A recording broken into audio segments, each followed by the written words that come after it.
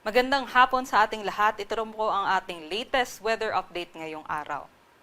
Yun nga pong binabantayan natin na low pressure area ay nakapasok na po ng ating Philippine Area of Responsibility at sa ngayon po ay nakita po natin siya sa layong 520 kilometers sa silangan ng Giwan Eastern Samar. Sa ngayon po ay may unlikely chance po ito na mag-develop bilang isang bagyo sa susunod po na 24 oras. Pero kahit hindi man po ito maging bagyo, ay asahan po natin na magdadala po ito ng maulap at maulang panahon. Lalong-lalo na sa eastern sections ng Visayas at Mindanao, pati na rin po sa may eastern section ng Southern Luzon. At yung trough nga po niya or yung extension ng mga kaulapan ay ngayon ay nagdadala na po ng mga pag-ulan dito sa eastern Visayas, pati na rin po sa may Caraga region at sa Davao region. Kaya para sa ating mga kababayan dyan ay mag-ingat po tayo at mag-antabay po sa updates galing dito sa Pag-asa. Sa ating pagtaya, itong low pressure area nga, kahit hindi maging bagyo, ay asahan natin na kumilos po ito pa northwestward at posible po na mas lumapit po dito sa may silangan ng Bicol region bukas. Kaya asahan pa rin po yung mga pag-ulan para sa ating mga kababayan dyan. Samantala, itong southwest monsoon naman ay patuloy pa ring umiiral at nagdadala ng maulap at maulang panahon sa malaking bahagi ng Visayas at Mindanao, pati na rin po sa may Mimaropa region.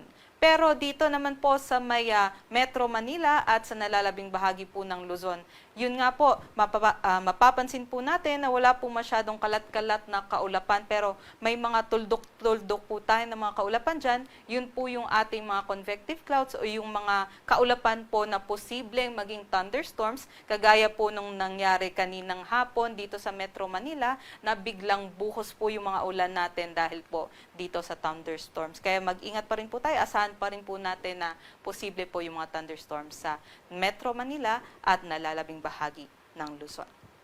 At dahil nga po sa pinagsamang epekto ng southwest monsoon at low pressure area, ito naman po yung mga lugar na aasa po ng posibleng 50 to 100 millimeters o malalakas na mga pag-ulan ngayong hapon hanggang bukas ng hapon po yan. So, asahan po natin dito sa may Antique, Iloilo, Guimaras, pati na rin po sa Negros Occidental, Cebu, Bohol, pati na rin po sa may Surigao del Norte, Dinagat Islands, Southern Leyte, Biliran, Samar, Eastern Samar, Northern Samar, pati na rin sa may Masbate, Sorsogon, Albay, at Catanduanes ang 50 to 100 millimeters na pag-ulan na maaari nating maihalin tulad sa 4 hanggang 8 timba ng tubig na ibinuhos sa 1 meter squared na area sa loob po ng 24 oras. So kung nandun po kayo sa malapit po sa mga river basins at pati na rin po sa may mga bulubundukin or urbanized areas, posible po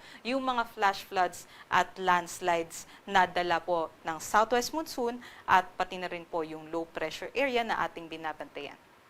Ito naman po ang magiging lagay ng panahon natin bukas sa Luzon. Asahan po natin dito nga po sa may Mimaropa area, pati na rin po sa may Bicol region, ang maulan at maulap na panahon. Dahil nga po sa posibilidad po na tumaas na yung low pressure area dito sa may east of Bicol region, pati na rin po yung patuloy na epekto ng southwest monsoon. Pero sa Metro Manila at nalalabing bahagi po ng Luzon, asahan ang mainit na panahon sa umaga, ngunit bigla ang buhos ng mga pag-ulan naman ang asahan natin sa hapon o sa gabi. Ito naman po yung mga agwat ng temperatura dito sa Luzon na kung saan ang Tuguegarao po ay maaring umasa ng 33 degrees Celsius na maximum temperature na mainit po talaga yan, lalong-lalo na sa umaga. At dito naman po sa Metro Manila at sa Lawag, posible pong umabot ng 32 degrees Celsius. Dumako naman po tayo sa Palawan, Visayas at Mindanao kung saan buong Palawan, Visayas at Mindanao po ay makakaranas ng makulimlim na panahon na may kalat-kalat na pag-ulan, pagkulog at pagkidlat dahil nga po sa combined effects o pinagsamang epekto ng southwest monsoon at ng low pressure area. Kaya mag-ingat po yung ating mga kababayan dyan at magdala po ng mga payong panangga po sa ulan. At para naman po sa mga nasa eastern section ng Mindanao at eastern Visayas ay kung meron nga po tayong mga biglaang lakas ng ulan ay maaari lamang po ay makipag-coordinate na sa ating mga barangay units para sa posibilidad po ng evacuation. Ito naman po ang ating mga agwat ng temperatura. Para naman po sa ating sea conditions, wala po tayong nakataas na gale warning sa anumang baybaying dagat ng ating bansa. Ngunit nakataas pa rin po yung, or nakamoderate pa rin po yung mga pag-alon dito po sa may kabuuan ng Luzon, pati na rin po dito sa may Northern Luzon area. So, yung mga pag-alon po nila maaaring umabot ng 1.2 to 2.5 meters na mahigit po yan sa isang palapag na gusali. Pero sa may Visayas at Mindanao area naman asahan ang slight to moderate na aabot sa 0.6 to 1.2 meters na mga pag-alon.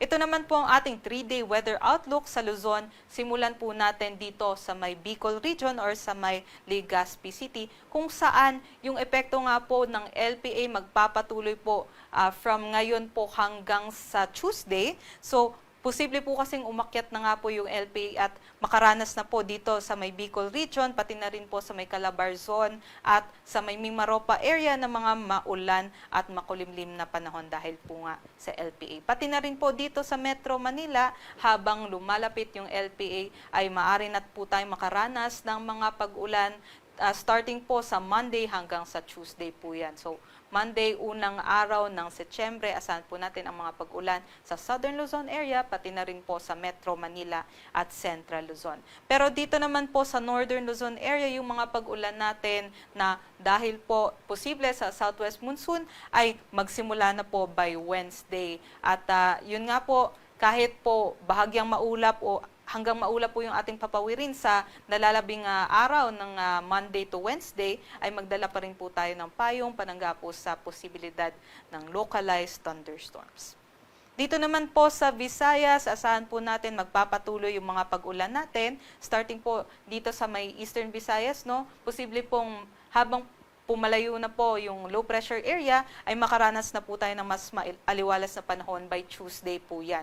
Pero sa may Iloilo or sa Western Visayas area, pati na rin po sa Central Visayas, asahan po natin na magpapatuloy yung ating mga pag-ulan hanggang sa Tuesday. Pero by Wednesday, asahan po sa may Visayas ang bahagyang maulap hanggang maulap na papawiri. Dito naman po sa may Mindanao ay habang papalayo na nga po yung LPA, asahan po sa may Zamboanga hanggang sa Monday po yung mga kalat-kalat na mga pag-ulan at makulimlim na panahon. Pati na rin po dyan sa may Davao region, pati na rin po sa may Caraga region, asahan na po na mas umaliwalas naman po yung ating mga panahon after bukas po yan. At yun nga po, magiging maaliwalas ang ating panahon, mainit sa umaga at may tsansa ng mga pag-ulan sa hapon o sa gabi. Mag-ingat pa rin ang ating mga kababayan. Para sa Metro Manila, ang sunset po natin ay mamayang 6:09 p.m. at bukas naman yung sunrise natin ay 5:44 a.m. At para sa mga karagdagang impormasyon, bisitahin lamang po ang social media pages ng Pag-asa sa X, Facebook at sa YouTube. At para sa mas detalyadong impormasyon, bisitahin po ang website ng Pag-asa, pag-asa.dosc.gov.ph. At para sa mas detalyadong impormasyon ukol sa thunderstorm or rainfall advisories, bisitahin din po ang panahon.gov.ph.